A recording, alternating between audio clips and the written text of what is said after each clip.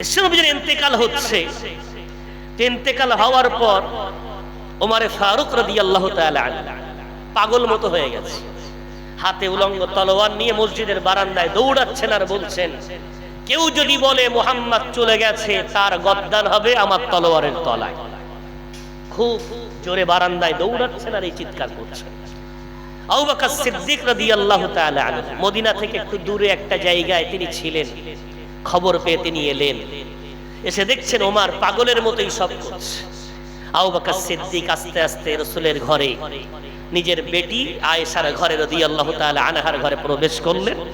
বিশ্বনবীর কপালে চুমা দিলেন, দিয়ে চোখ দিয়ে পানি ঝেড়ে ঝেড়ে কাঁদলেন আর বললেন, বন্ধু আমার, এই মৃত্যুই তোমার শেষ মৃত্যু, আর তোমার কোনো মৃত্যু হবে না, এটাই তোমার শেষ। কেন? প্রত্যেকটা জীব তার একদিন মৃত্যুর স্বাদ গ্রহণ করতে হবে। বন্ধু আমার, তোমার এই জীবনটাই দুনিয়া থেকে চলে গেছে, এরপরে আর কোনো মৃত্যু নাই। এই বলে বিশ্বনবীর কপালে চুমা দিয়ে চোখ ভরা পানি নিয়ে মুখটা আবার ঢেকে দিয়ে বাইরে এসেছে। এসে আবু বকর সিদ্দিক রাদিয়াল্লাহু তাআলা আনহু ওমর রাদিয়াল্লাহু তাআলা আনহুর সামনে দাঁড়িয়ে চিৎকার করে বলছেন, মান কানা ইয়াবুদুল্লাহ, যারা যারা আল্লাহর ইবাদত করত তারা যেন শুনে রাখে, ইন্নাল্লাহ হাইয়ুল লা ইয়ামুত, আল্লাহ হলেন চিরঞ্জীব, তার কখনো মৃত্যু আসবে না। এবং যারা যারা মান কানা ইয়াবুদু মুহাম্মাদান ফাইন্নাহু কদ মাত, আর যারা যারা মুহাম্মদকে ইবাদত করত তারা যেন জেনে রাখে মুহাম্মদ এই মুহূর্তে সাল্লাল্লাহু আলাইহি ওয়াসাল্লাম দুনিয়া থেকে চলে গেছেন। যারা মুহাম্মাদের ইবাদত করত তারা যেন মনে করে তাদের রব দুনিয়া থেকে চলে গেছে। নাউজুবিল্লাহ। রাসূলকে কে ইবাদত করত? ইবাদত করত কার? আল্লাহ। রাস্তা ছিল বিশ্ব নবী। এই কথা বলার পরে কোরআনে আয়াত তেলাওয়াত করলেন, ওয়ামা মুহাম্মাদুন ইল্লা রাসূল কদ খালাত মিন ক্বাবলিহির রাসূল, মুহাম্মদ সাল্লাল্লাহু আলাইহি ওয়াসাল্লাম আল্লাহর রাসূল ছিলেন এবং যত রাসূল এসেছেন সবাই এক এক করে চলে গেছেন। আমার রাসূল, আমাদের রাসূল, তিনিও চলে গেছেন। তাই বুখারীর হাদিস, আমার রাসূল চলে যাওয়ার পর কবরের মধ্যে তিনি বা হায়াত জীবিত আছেন। জোরে বলা যাবে না? জোরে বলবেন না? আমার রাসূল কবরে কি আছেন? বা হায়াত, জীবিত আছেন। আল্লাহ তাকে জীবন দিয়ে রেখেছেন। বুখারীর হাদিস, বিশ্বনবী বলছেন সাহাবাদেরকে, তোমরা জানো আমি যদি এই মুহূর্তে বাইতুল মুকাদ্দাসের কাছে থাকতাম, মুসা আলাইহিস সালাতু ওয়াস সালাম তিনি যে কবরে কি অবস্থায় আছেন আমি তোমাদেরকে দেখিয়ে দিতাম। যেটা বলা যাবে না? মেরাজের রাতে রাসূল বললেন মুসা তার কবরের মধ্যে নামাজরত অবস্থায় আছে। যেটা বলেন না সুবহানাল্লাহ। তাহলে বুখারী শরীফের হাদিস, যেখানে কোনো কথা চলে না, সমস্ত আম্বিয়াদেরকে আল্লাহ কবরে বা হায়াত রেখেছেন। যেটা বলবেন। ওই জন্যে আমরা দরুদ পড়লে সরাসরি যদি কেউ মদিনায় দাঁড়িয়ে দরুদ পাঠ করে, সালাম পাঠ করে, আমার রাসূল সরাসরি সেই আওয়াজ শুনতে পান। মদিনার রাসূলের রওজার আতাহারের উপরে লেখা আছে, আল্লাহ আপনাদের প্রত্যেককে বারবার যাওয়ার তৌফিক দেন। সোনালী অক্ষর দিয়ে লেখা, ইয়া আইয়ুহাল্লাযীনা আমানু লা তারফাউ আসওয়াতাকুম ফাওকা সাওতিন নবী, ও ঈমানদারেরা খবরদার কেউ যেন উচ্চ আওয়াজে কথা বলো না। কেন? আমার রাসূল ধরার বুকে যেমন তোমাদের আওয়াজ শুনতে পেতেন, কবরের মধ্যে শুয়ে শুয়েও তোমাদের আওয়াজ তেমন শুনতে পাচ্ছে। ওই জন্য বিশ্বনবীর রওজার সামনে দিয়ে যখন মানুষ জিয়ারত করে, কেউ চিৎকার করে, কেউ চিল্লাচিল্লি করে না, কত আবেগ নিয়ে যায়। জীবনে একবার গিয়েছে মাত্র, কত আবেগ, কত উদ্দীপনা, কত মনে আশা আকাঙ্ক্ষা থাকে, জবান বন্ধ, চোখ দিয়ে পানি পড়ছে, জিয়ারত করছে আস্তে আস্তে। কেন? রাসূল কারীম ওখানে শুনতে পায়। আর দূর ভারত থেকে, দূর এলাকা থেকে যদি কেউ দরুদ সালাম পাঠ করে, রাসূল কারীমের হাদিস, ওই দরুদ এবং সালামের নজরানা ফারিস্তা মারফাত বিশ্বনবীর রওজায় পৌঁছে দেওয়া হয়। যেটা বলবেন।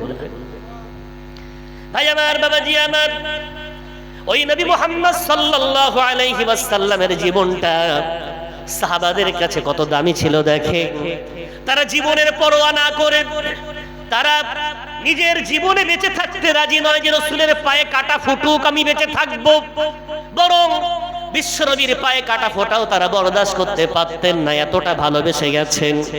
কিন্তু আজ আমরা সেই বিশ্বনবীর, শুধু বিশ্বনবীর উপরে আক্রমণ নয়, আজকে বিশ্বনবীর সুন্নাতের উপরে এত আক্রমণ হওয়ার পর আমাদের কোনো কষ্ট হয় না, আমাদের কোনো দুঃখ লাগে না, বরং আমরা ইমানদার বিন্দাস বড় আনন্দের মধ্যে জীবন যাপন করছি। সরওয়ারে কায়নাত মুহাম্মদ আরবি সাল্লাল্লাহু আলাইহি ওয়াসাল্লাম দেশের মহাব্বত আমার রাসূল শিখিয়েছেন, দেশের প্রেম আমার রাসূল শিখিয়েছেন। মনে পড়ে না আপনাদের? মক্কা ভূমি ত্যাগ করছেন, মক্কার পানে বারবার তাকাচ্ছেন আর বলছেন, ওরে বাইতুল্লাহ চলে যাচ্ছি বটে, আবার তোর কাছে ফিরে আসব, আবার তোর কাছে ফিরে আসব, আবার তোর কদমে আমি এসে আমার কপালটা ঝুঁকিয়ে দেব, আবার তোর কদমে এসে আমার সাথীদেরকে নিয়ে আবার ওই মক্কা ভূমিতে আমি তওয়াফ করব। আজ কাফেরদের অত্যাচারে চলে যাচ্ছি বটে, আবার তোকে বিজয় করব। একটু জোরে বলা যায়? জি, লম্বা ঘটনা, আমি ওদিকে গেলে আসল জায়গায় পৌঁছাতে পারবো না। দুঃখ এখানে, আজকে আমরা বলি ভারতবর্ষ আরএসএস এর হাতে চলে গেছে। ভারতবর্ষে ডালে ডালে ভোতম পেঁচা বসে আছে, প্রত্যেক জায়গায় ভোতম পেঁচা বসে আছে। আমাদেরকে কি করে শোষণ করবে, আমাদের কি করে অত্যাচার করবে, আমাদের কি করে দাবিয়ে রাখবে, ডালে ডালে ভোতম পেঁচা বসে আছে। যে ভারতবর্ষ একদিন পৃথিবীর শ্রেষ্ঠ দেশ, যে ভারতবর্ষ সম্বন্ধে আল্লামা ইকবাল বলেছেন, সারে জাহাঁ সে আচ্ছা হিন্দুস্তান হামারা, গোটা পৃথিবীর মধ্যে আমার ভারত এত সুন্দর, যেখানে এক ধরনের জাতি না, ভিন্ন ভিন্ন জাতি, ভিন্ন ভিন্ন রং, ভিন্ন ভিন্ন ভাষী, সেইখানে এক হয়ে এক দেহ নিয়ে জীবন যাপন করে। এই সুন্দর দেশটাকে, এই সুন্দর ফুলের বাগানটাকে যারা নষ্ট করছে, ওদেরকে নষ্ট করতে দিয়েছে কারা? দিয়েছে অন্য কেউ নয়, আমরা, অন্য কেউ না। এই মঞ্চে উঠতে সবার একটু ইচ্ছা হয়, বক্তা সাজতে সবার একটু ভালো লাগে, চেয়ার দখল করতে সবার একটু ইচ্ছা হয়। গোটা ভারতবর্ষের ইতিহাস বিকৃত করা হয়েছে। আমার ছোট্ট ছোট্ট ভাই বোনগুলোকে স্কুলে পতাকা উত্তোলন করার সময় বলা হয়েছে, ভারত স্বাধীনতায় মুসলমানের অবদান নেই। অবদান কার? মহাত্মা গান্ধী, নেতাজি সুভাষ চন্দ্র বসুর, ক্ষুদিরাম বসুর, জওহরলাল নেহেরু। আমার বাচ্চাগুলো সেখানে গিয়ে ফুলের মালা দিয়ে, বাতাসা খেয়ে, জিলাপি খেয়ে, অথবা তাদের দেওয়া কিছু মিষ্টি মিঠাই খেয়ে বাড়ি এসেছে। ওই বাচ্চাটা প্রকৃতপক্ষে ইতিহাস জানে না, জানতে দেইনি আমি। কেন? ডালে ডালে ভোতম পেঁচা যখন জানতে পেরেছি, আমরা তখন কি করেছি? ভোতম পেঁচা হঠাৎ করে আসেনি।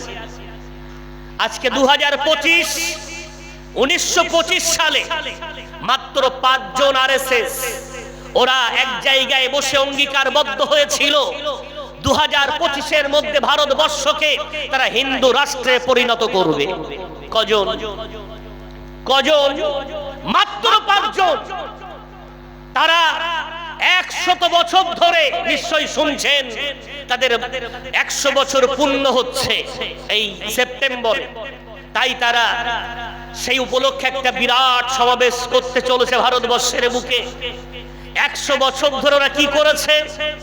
ওরা করেছে রিক্সা ইউনিয়ন, ওরা করেছে শ্রমিক ইউনিয়ন, ওরা করেছে ব্যবসায়ী ইউনিয়ন, ওরা করেছে উকিল ইউনিয়ন, ওরা করেছে ব্যারিস্টার ইউনিয়ন, ওরা করেছে টিচার ইউনিয়ন, ওরা করেছে সমাজের বুকে শিক্ষিত শিক্ষিত যারা, তাদেরকে নিয়ে শিক্ষিত ব্যক্তি নয়, তাদেরকে নিয়ে ইউনিয়ন। এক কথায় এমন কোন মঞ্চ নেই যেখানে ওদের ইউনিট এবং ঐক্যতা এবং তাদের মধ্যে একটা বিরাট দল নেই। নিচু থেকে উপর পর্যন্ত সব ওরা সাজিয়েছে 100 বছর পরিশ্রম করে। আর আমরা 100 বছর ধরে কি করেছি? নিজেদের মধ্যে করেছি দলাদলি।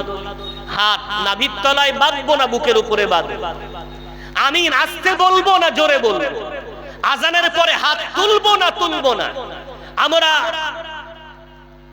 সালাম কিয়াম করবো কি করবো না, টুপি লম্বা পরবো না গোল পরবো, জামা গোল হবে না চেরা হবে, আমরা যখন 100 বছর ধরে নিজেদের ঘরকে আমরা ভাঙাই ব্যস্ত, তখন ওরা ওদের ঘর গড়ায় ব্যস্ত ছিল। কি করবে?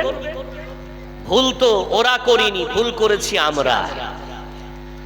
মতবিরোধ বিশ্বনবীর জামানা থেকে চলে আসছে। ইখতিলাফ গোটা যুগে ছিল। আপনি যদি মনে করেন ইখতিলাফ মিটিয়ে দেবেন, তাহলে আপনি কোরআনকে পরিবর্তনকারী হবেন। কেন? ইখতিলাফ কখনো মিটবে না, বরং ইখতিলাফ কিয়ামত পর্যন্ত থাকবে। প্রমাণ রব্বুল আলামিন পারা নাম্বার 30 পৃষ্ঠা নাম্বার 17 সূরার নাম সূরাতুল ইনশিরাহ। আল্লাহ পাক রব্বুল আলামিন বলেন, ألم نشرح لك صدرك ووضعنا عنك وزرك الذي أنقض ظهرك ورفعنا لك ذكرك। ও নবী মুহাম্মদ, আমি আল্লাহ কি তোমার অন্তরকে প্রশস্ত করে দেইনি? আল্লাহ বলছেন, নবী মুহাম্মদ, তোমার অন্তরকে আমি আল্লাহ প্রশস্ত করে দিয়েছি। আলাম নাশরাহ লাকা সাদরাক ওয়া ওয়াদানা আনকা বিজরাক। ও মুহাম্মদ, তোমার উপরে যত চাপ এসেছে ওই চাপগুলো আমি আল্লাহ দূর করে দিয়েছি। যে চাপগুলো তোমার পিঠগুলোকে দুমড়ে দিত, মুচড়ে দিত। ও মুহাম্মদ, আমি আল্লাহ তোমার সম্মানকে আসমান চুম্বি বানিয়ে দিয়েছি। অর্থাৎ তোমার কোন সুন্নাত এই পৃথিবীর বুক থেকে আমি আল্লাহ মিটতে দেব না। জোরে বলবেন না সুবহানাল্লাহ। কোন সুন্নাত মিটবে না। এখন বিশ্বনবীকে আমিন জোরে বলেছেন, প্রমাণ হ্যাঁ বলেছেন। বিশ্বনবীকে আমিন আসতে বলেছেন, হ্যাঁ প্রমাণ আসতে বলেছেন।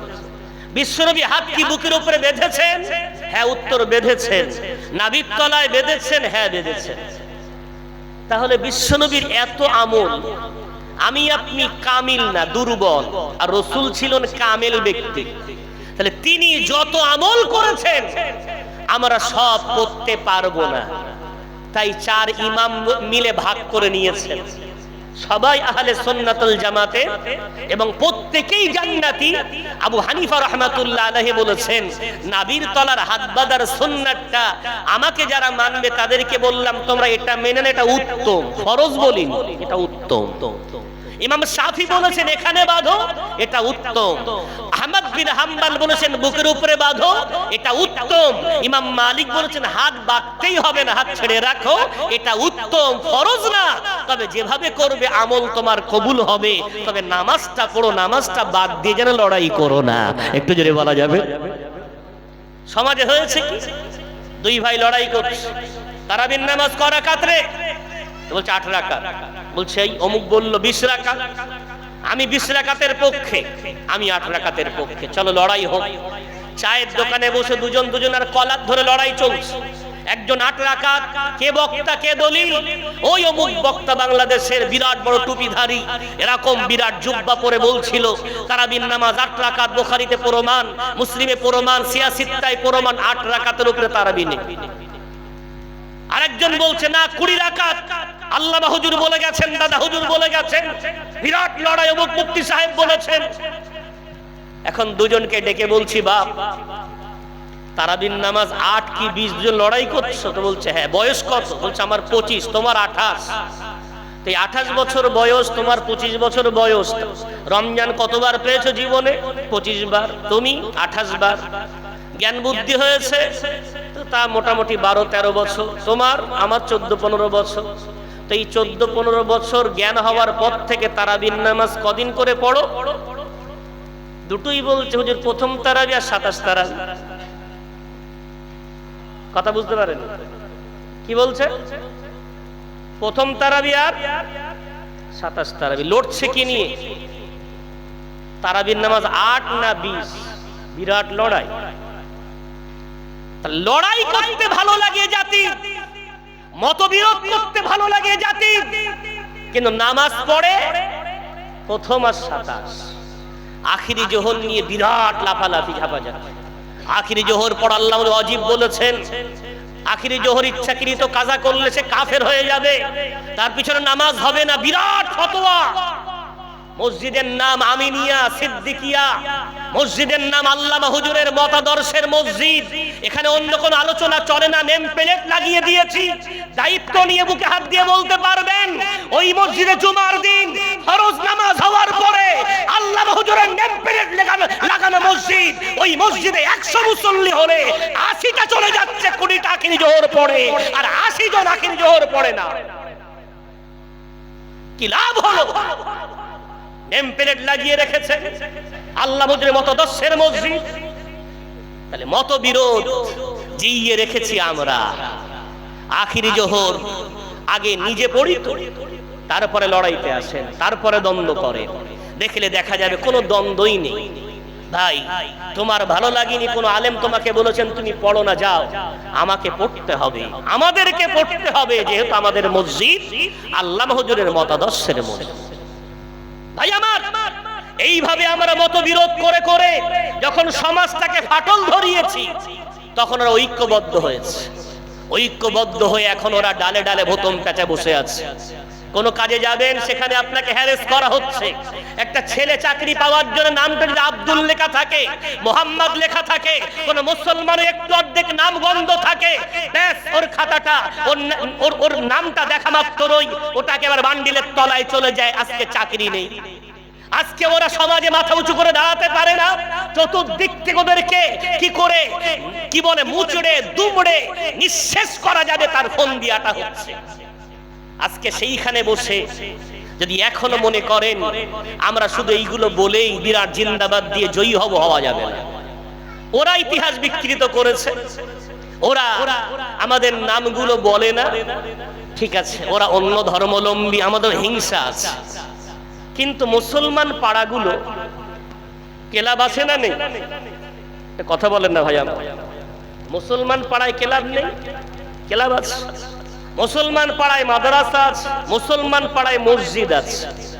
15ই আগস্ট স্বাধীনতার দিন সকালে যদি মসজিদে পতাকা উঠতো, ফজরের নামাজের পরে ইমাম সাহেব যদি মুসল্লিগুলোকে নিয়ে বলতেন ও মুসল্লিগণেরা বসে যান, অথবা এক জুমা আগে যদি বলে দিতেন মুসল্লিগণেরা আগামী 15ই আগস্ট জুমার নামাজ অথবা যেদিন স্বাধীনতা হবে ওই দিন আমরা কিন্তু আমাদের মসজিদে পতাকা উত্তোলন করব। কেন? ভারতের পতাকা কোনো নিজস্ব জাতির নয়, নিজস্ব কোনো সমাজের নয়, কোনো নিজস্ব ধর্ম, কোনো ব্যক্তিগত কারোর সম্পত্তি নয়। গোটা ভারতবাসীর যখন পতাকা, ওই ভারতবর্ষ যাদের রক্তে স্বাধীন হয়েছে, আমরা মসজিদে বসে হুসাইন আহমদ মাদানির জন্য সবরসানি করব। আমরা ওই দিন আমাদের মসজিদ থেকে আল্লামা ফজলে হক খায়রাবাদীর জন্য সবরসানি করব, টিপু সুলতানের জন্য আমরা সবরসানি করব, ওই দিনে খান আব্দুল গফফারের জন্য আমরা সবরসানি করব, মাওলানা শওকত সাহেবের জন্য সবরসানি করব, আমরা সৈয়দ কি বলে সৈয়দ হুসাইন আহমদ মাদানির জন্য আমরা সবরসানি করব, শহীদ ইসমাইল শহীদের জন্য আমরা সবরসানি করব, শহীদ তিতুমিরের জন্য আমরা সবরসানি করব। যদি প্রতি মসজিদে পতাকা উত্তোলন করার সময় 10 জন 15 জন 20 জনের যদি নাম আমার মুসল্লিগুলোকে বলতাম, আমার সমাজের বাচ্চাগুলোকে বলতাম, ওরা অন্তত জানতে পারত এই ভারতবর্ষ স্বাধীনতা লাভ করেছে শুধুমাত্র হিন্দুদের রক্তে নয়, বরং আমাদের পূর্বপুরুষের রক্তে। মাথাটা নিচু করে নয়, ওরা সেদিন মাথা উঁচু করে স্বাধীনতা পালন করত। একটু জোরে বলা যায়, করা যায় না সবরসানি? আজকে যে মসজিদে আল্লাহু আকবার বলছেন, এটা তাদের রক্তের বিনিময়ে উচ্চ আওয়াজে আজকে আমরা আল্লাহু আকবার বলতে পারছি। এই যে মুখে দাঁড়িয়ে রেখেছি, এর পিছনে আমাদের বাংলার গর্বতী তিতুমির রহমাতুল্লাহ আলাইহির বিরাট অবদান আছে। আমাদের কাটিয়াটপুরা জমিদার কৃষ্ণদেব তিতুমির তখন বেঁচে আছে, তিতুমিরের সাথে তার বিরাট লড়াই হয়েছিল। কারণটা কৃষ্ণদেব ঘোষণা দিয়েছিল এই দাড়ি রাখলে তাকে 50 টাকা কর দিতে হবে। ওই কৃষ্ণদেব ঘোষণা দিয়েছিল যে মুসলমানদের যদি কোনো ছেলের জন্ম নেয় ওর নামটা মুসলমান রাখলে 100 টাকা কর দিতে হবে, কোন মাটির মসজিদ বানালে 200 টাকা কর দিতে হবে, কোন পাকা মসজিদ বানালে তাকে 500 টাকা কর দিতে হবে। ওই কৃষ্ণদেবের বিরুদ্ধে যুদ্ধের ঘোষণা দিয়েছিলেন তিতুমির রহমাতুল্লাহ আলাইহি। একটু জোরে বলা যাবে? এত তাড়াতাড়ি ভুলে গেলাম। তাদের নামে যদি সবরসানিগুলো করতাম, মুসল্লিগুলো 5টা 10টা আমার পূর্বপুরুষের নাম জানতে পারতেন, আমার ঘরের যুবকগুলো জানতে পারতেন। আমরা তা করিনি। আমরা বলি, ওরা বলে আমাদের কোনো অবদান নেই, তো আমরা বসে আছি। ঠিক এভাবে ক্লাবগুলোর অবস্থা, মুসলমান ক্লাব, মুসলমান পাড়ার ক্লাব, অন্যরা করে না, বাদ দেন, ওরা করলো না। আমার যুবকগুলোর মাথায় কে পেশাব করেছে? ওদের পতাকার গোড়ায়ও নেতাজি সুভাষ চন্দ্র বসুর ছবি আছে, মহাত্মা গান্ধীর ছবি আছে, জওহরলাল নেহরুর ছবি আছে। ভুলক্রমে হয়তো কোথাও মন আবুল কালাম আজাদের ছবিটা রাখে।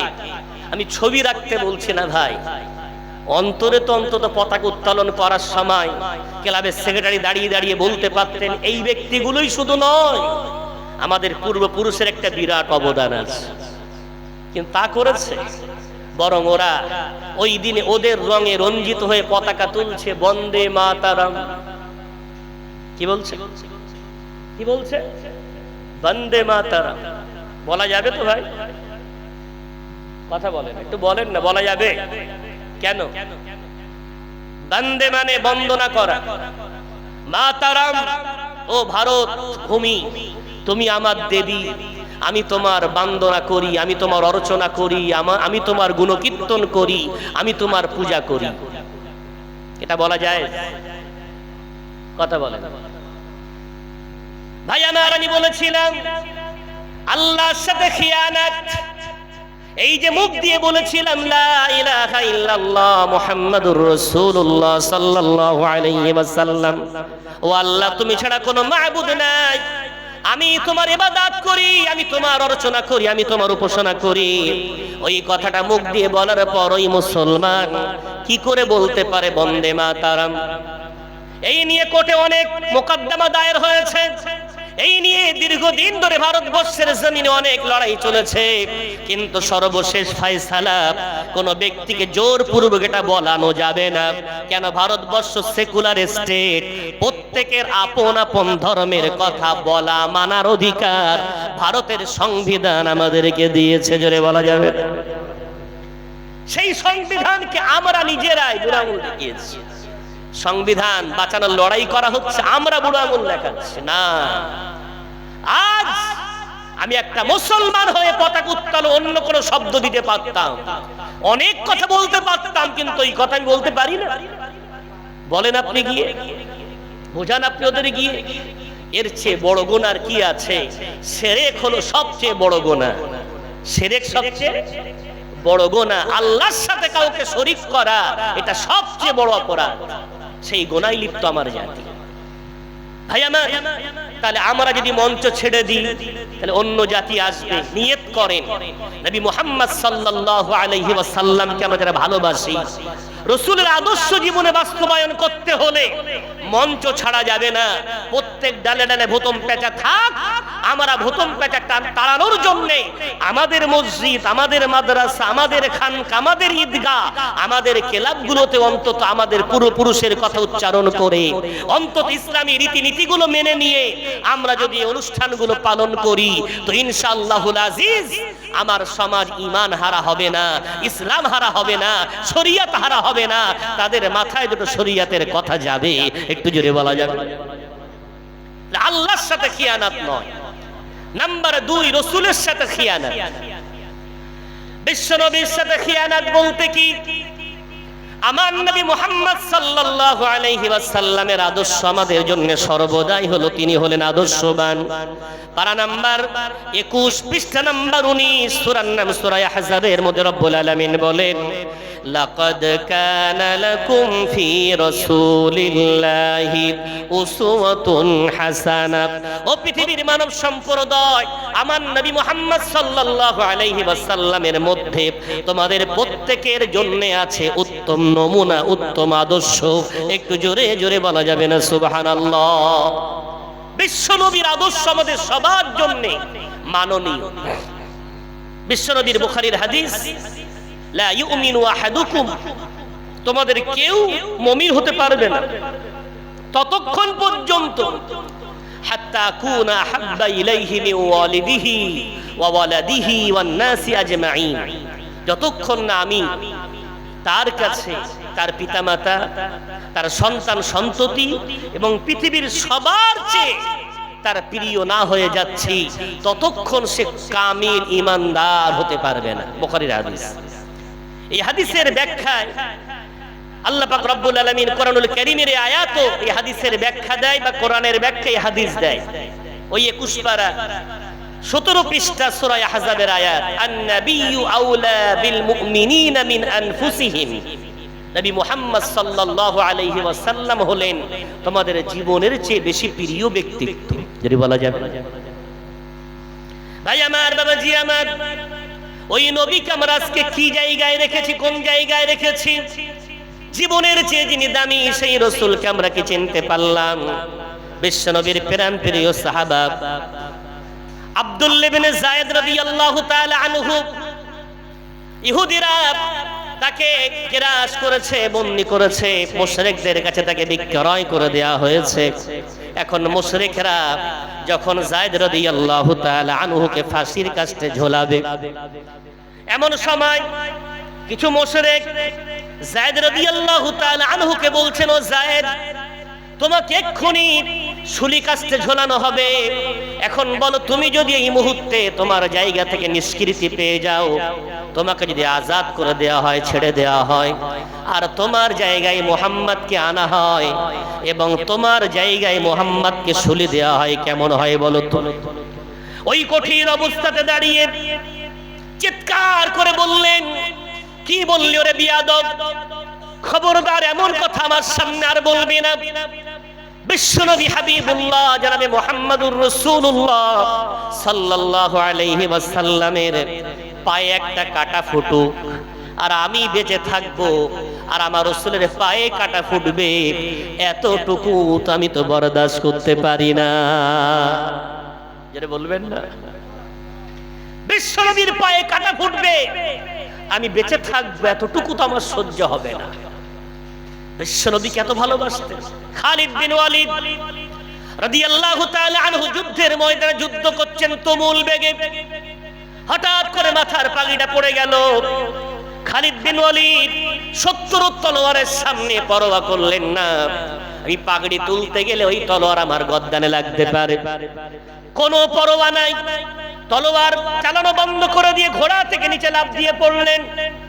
তলোয়ার চলছে বাতিলের, কোনো পরোয়া না করে তাড়াতাড়ি করে পাগড়িটা তুলে নিজের চোখে মুখে লাগিয়ে চুমা দেন। বাতিল শক্তির সামনে তলোয়ার নিয়ে দাঁড়িয়ে গর্দানের কাছে নিয়ে তলোয়ার ঢুকে দিয়েছে।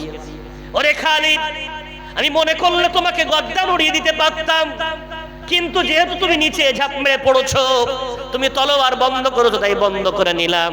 তবে একটু বলবে ও খালিদ, তুমুল বেগে যুদ্ধ করতে করতে পাগড়িটা পড়ে গেল বলে জীবনের পরোয়া না করে পাগড়ি তোলার জন্য কেন দৌড়ে গেলে? খালিদ বিন ওয়ালিদ বলছো, আমার ভাই, তুমি জানো না আমার জীবনের চেয়ে পাগড়ির মূল্য অনেক বেশি। কি ব্যাপার একটু বলবে? কাপড়ের তো পাগড়ি। খালিদ বিন ওয়ালিদ বলছে, না কাপড় বলো না, এই পাগড়ির মধ্যে বিশ্বনবী তার চুল মোবারক যখন বন্টন করেছিলেন সাহাবাদের মাঝে, আমি একটা চুলের টুকরা নিয়ে আমার পাগড়ির মধ্যে বেঁধে রেখেছিলাম। আমি যখন যুদ্ধে যাই, বিশ্বনবীর সেই চুলটা আমার মাথার উপরে থাকে, আমি কোনোদিন ওটাকে নিচে নামাই না, আমার মাথায় রাখা ওটা আমার আদবের মধ্যে পড়ে। ওই জন্য আমি চাইনি আমি যুদ্ধ করতে করতে আমার পাগড়ি যেই পড়ে গেল, আমার ঘোড়া যদি পা দিয়ে চটকায় আর আমি তার উপরে যুদ্ধ করে রাসূলের সাথে বিয়াদবি হয়ে যাবে। ওই জন্য আমি আমার জীবনের চেয়ে বেশি মূল্যবান ওই চুলটাকে হেফাজত করার মধ্যে মনে করলাম। জোরে বলা যায়। বিশ্বনবীর একটা চুলের তৌহিন হবে, বরদাস্ত করা যাবে না। বিশ্বনবী রাসূল কারীম সাল্লাল্লাহু আলাইহি ওয়াসাল্লাম সম্বন্ধে আপনারা তো বারবার শুনেছেন, বিশ্বনবীর ইন্তেকাল হচ্ছে। ইন্তেকাল হওয়ার পর ওমর ফারুক রাদিয়াল্লাহু তাআলা আনহু পাগল মতো হয়ে গেছে, হাতে উলঙ্গ তলোয়ার নিয়ে মসজিদের বারান্দায় দৌড়াচ্ছেন আর বলছেন, কেউ যদি বলে মুহাম্মদ চলে গেছে, তার গর্দান হবে আমার তলোয়ারের তলায়। খুব জোরে বারান্দায় দৌড়াচ্ছেন আর এই চিৎকার করছেন। আবু বকর সিদ্দিক রাদিয়াল্লাহু তাআলা আনহু মদিনা থেকে একটু দূরে একটা জায়গায় তিনি ছিলেন, খবর পেয়ে তিনি এলেন। এসে দেখছেন ওমর পাগলের মতোই সব করছে। আবু বকর সিদ্দিক আস্তে আস্তে রাসূলের ঘরে নিজের বেটি আয়েশার ঘরে রাদিয়াল্লাহু তাআলা আনহার ঘরে প্রবেশ করলেন। বিশ্বনবীর কপালে চুমা দিলেন, দিয়ে চোখ দিয়ে পানি ঝেড়ে ঝেড়ে কাঁদলেন আর বললেন, বন্ধু আমার, এই মৃত্যুই তোমার শেষ মৃত্যু, আর তোমার কোনো মৃত্যু হবে না, এটাই তোমার শেষ। কেন? প্রত্যেকটা জীব তার একদিন মৃত্যুর স্বাদ গ্রহণ করতে হবে। বন্ধু আমার, তোমার এই জীবনটাই দুনিয়া থেকে চলে গেছে, এরপরে আর কোনো মৃত্যু নাই। এই বলে বিশ্বনবীর কপালে চুমা দিয়ে চোখ ভরা পানি নিয়ে মুখটা আবার ঢেকে দিয়ে বাইরে এসেছে। এসে আবু বকর সিদ্দিক রাদিয়াল্লাহু তাআলা আনহু, ওমর রাদিয়াল্লাহু তাআলা আনহুর সামনে দাঁড়িয়ে চিৎকার করে বলছেন, মান কানা ইয়াবুদুল্লাহ, যারা যারা আল্লাহর ইবাদত করত তারা যেন শুনে রাখে, ইন্নাল্লাহ হাইয়ুল লা ইয়ামুত, আল্লাহ হলেন চিরঞ্জীব, তার কখনো মৃত্যু আসবে না। এবং যারা যারা মান কানা ইয়াবুদু মুহাম্মাদান ফাইন্নাহু কদ মাত, আর যারা যারা মুহাম্মদকে ইবাদত করত তারা যেন জেনে রাখে মুহাম্মদ এই মুহূর্তে সাল্লাল্লাহু আলাইহি ওয়াসাল্লাম দুনিয়া থেকে চলে গেছেন। যারা মুহাম্মাদের ইবাদত করত তারা যেন মনে করে তাদের রব দুনিয়া থেকে চলে গেছে। নাউজুবিল্লাহ। রাসূলকে কে ইবাদত করত? ইবাদত করত কার? আল্লাহ। রাস্তা ছিল বিশ্ব নবী। এই কথা বলার পরে কোরআনে আয়াত তেলাওয়াত করলেন, ওয়ামা মুহাম্মাদুন ইল্লা রাসূল কদ খালাত মিন ক্বাবলিহির রাসূল, মুহাম্মদ সাল্লাল্লাহু আলাইহি ওয়াসাল্লাম আল্লাহর রাসূল ছিলেন এবং যত রাসূল এসেছেন সবাই এক এক করে চলে গেছেন। আমার রাসূল, আমাদের রাসূল, তিনিও চলে গেছেন। তাই বুখারীর হাদিস, আমার রাসূল চলে যাওয়ার পর কবরের মধ্যে তিনি বা হায়াত জীবিত আছেন। জোরে বলা যাবে না? জোরে বলবেন না? আমার রাসূল কবরে কি আছেন? বা হায়াত, জীবিত আছেন। আল্লাহ তাকে জীবন দিয়ে রেখেছেন। বুখারীর হাদিস, বিশ্বনবী বলছেন সাহাবাদেরকে, তোমরা জানো আমি যদি এই মুহূর্তে বাইতুল মুকাদ্দাসের কাছে থাকতাম, মুসা আলাইহিস সালাতু ওয়াস সালাম তিনি যে কবরে কি অবস্থায় আছেন আমি তোমাদেরকে দেখিয়ে দিতাম। যেটা বলা যাবে না? মেরাজের রাতে রাসূল বললেন মুসা তার কবরের মধ্যে নামাজরত অবস্থায় আছে। যেটা বলেন না সুবহানাল্লাহ। তাহলে বুখারী শরীফের হাদিস, যেখানে কোনো কথা চলে না, সমস্ত আম্বিয়াদেরকে আল্লাহ কবরে বা হায়াত রেখেছেন। যেটা বলবেন। ওই জন্যে আমরা দরুদ পড়লে সরাসরি যদি কেউ মদিনায় দাঁড়িয়ে দরুদ পাঠ করে, সালাম পাঠ করে, আমার রাসূল সরাসরি সেই আওয়াজ শুনতে পান। মদিনার রাসূলের রওজার আতাহারের উপরে লেখা আছে, আল্লাহ আপনাদের প্রত্যেককে বারবার যাওয়ার তৌফিক দেয়। সোনালী অক্ষর দিয়ে লেখা, ইয়া আইয়ুহাল্লাযীনা আমানু লা তারফাউ আসওয়াতাকুম ফাওকা সাওতিন নবী, ও ঈমানদারেরা খবরদার কেউ যেন উচ্চ আওয়াজে কথা বলো না। কেন? আমার রাসূল ধরার বুকে যেমন তোমাদের আওয়াজ শুনতে পেতেন, কবরের মধ্যে শুয়ে শুয়েও তোমাদের আওয়াজ তেমন শুনতে পাচ্ছে। ওই জন্য বিশ্বনবী রওজার সামনে দিয়ে যখন মানুষ জিয়ারত করে, কেউ চিৎকার করে, কেউ চিল্লাচিল্লি করে না, কত আবেগ নিয়ে যায়। জীবনে একবার গিয়েছে মাত্র, কত আবেগ, কত উদ্দীপনা, কত মনে আশা আকাঙ্ক্ষা থাকে, জবান বন্ধ, চোখ দিয়ে পানি পড়ছে, জিয়ারত করছে আস্তে আস্তে। কেন? রাসূল কারীম ওখানে শুনতে পায়। আর দূর ভারত থেকে, দূর এলাকা থেকে যদি কেউ দরুদ সালাম পাঠ করে, রাসূল কারীমের হাদিস, ওই দরুদ এবং সালামের নজরানা ফারিস্তা মারফাত বিশ্বনবীর রওজায় পৌঁছে দেওয়া হয়। যেটা বলবেন ভাই আমার, বাবাজি আমার, ওই নবী মুহাম্মদ সাল্লাল্লাহু আলাইহি ওয়াসাল্লামের জীবনটা সাহাবাদের কাছে কত দামি ছিল দেখে।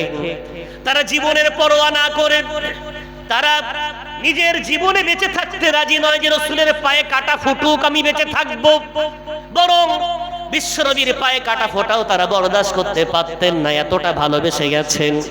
কিন্তু আজ আমরা সেই বিশ্বনবীর, শুধু বিশ্বনবীর উপরে আক্রমণ নয়, আজকে বিশ্বনবীর সুন্নাতের উপরে এত আক্রমণ হওয়ার পর আমাদের কোনো কষ্ট হয় না, আমাদের কোনো দুঃখ লাগে না, বরং আমরা ঈমানদার বিন্দাস বড় আনন্দের মধ্যে জীবন যাপন করছি।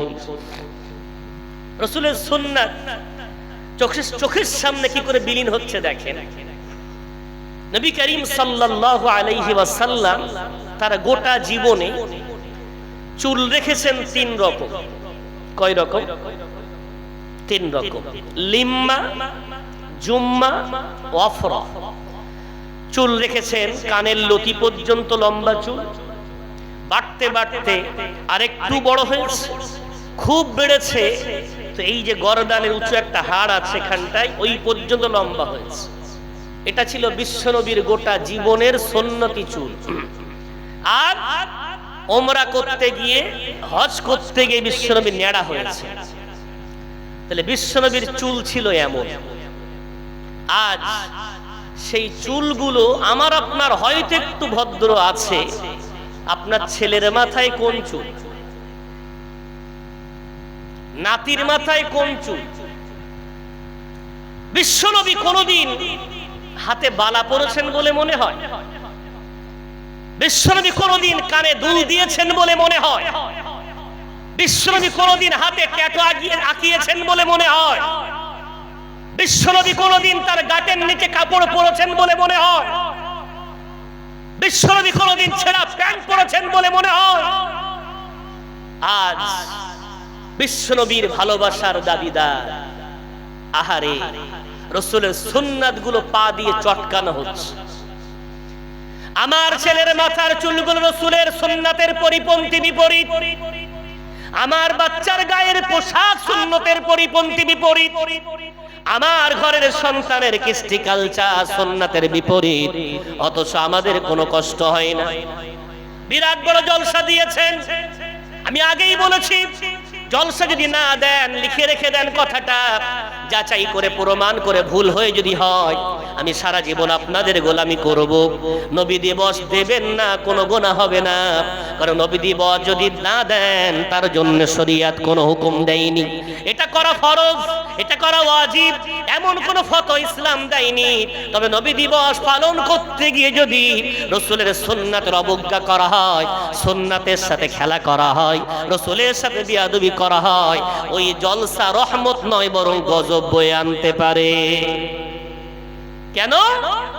রাসূলের ভালোবাসায় জলসা হচ্ছে মানে আমার বিশ্বাস শরীয়তের মত অনুযায়ী মদিনার কামলিওয়ালা, মদিনা রওজা তাহার থেকে ওনার কাছে খবর যাচ্ছে বিকাল থেকে, ও মুহাম্মদ, দুর্গাপুরের মানুষ তোমার একদল পাগল পারা উম্মাত উম্মাতিনী, তোমার একদল উম্মাত উম্মাতিনী নারী পুরুষ, তারা 2 টাকা 5 টাকা 10 টাকা করে চাঁদা তুলে আজকে তোমার জীবন আদর্শ শুনবে বলে ওলামাদেরকে দাওয়াত করেছেন। তারা সেগুলো শুনবে, কখনো কাঁদবে, কখনো হাসবে, তোমার স্মৃতি শুনে শুনে তাদের জীবনগুলো সমুন্নত করবে, তোমার নামে দরুদ পড়বে, তোমার নামে সালাম হবে, তোমার নামে আল্লাহর কাছে সবরসানি হবে। আমার রাসূলের কাছে খবর আছে। কিন্তু সেই খবরে যদি আমরা মাঝখানে একটু ভেজাল ঢেলে দিই, ক্ষতি করি, বিশ্বনবীকে কষ্ট দিই, স্মৃতি সভা দুনিয়ায় বড় বড় আলেমদের হয়, ওলিদের হয়, আর আমার রাসূলের এটা স্মৃতি সভা, নবী দিবস, সেখানে তো বিয়াদবি না, ছোট্ট করে হোক না। কে বলেছে এত লাইটিং মাইকিং করতে? মসজিদের মধ্যে করেন না, 20 জন মুসল্লি নিয়ে করেন না, কোনো গুনাহ হবে না, বড় ওই ছোট্ট মজলিসটা বেশি সওয়াবের কারণ হবে এই খালি চেয়ার রেখে জলসা চালানোর তুলনায়। কথা কি বুঝতে পারছেন ভাই আমার? বিশ্বনবী হাবিবুল্লাহ জনাবে মুহাম্মদুর রাসূলুল্লাহ সাল্লাল্লাহু আলাইহি ওয়াসাল্লামকে ওই জন্য আল্লাহ বললেন, খিয়ানত যেন রাসূলের সাথে করো না।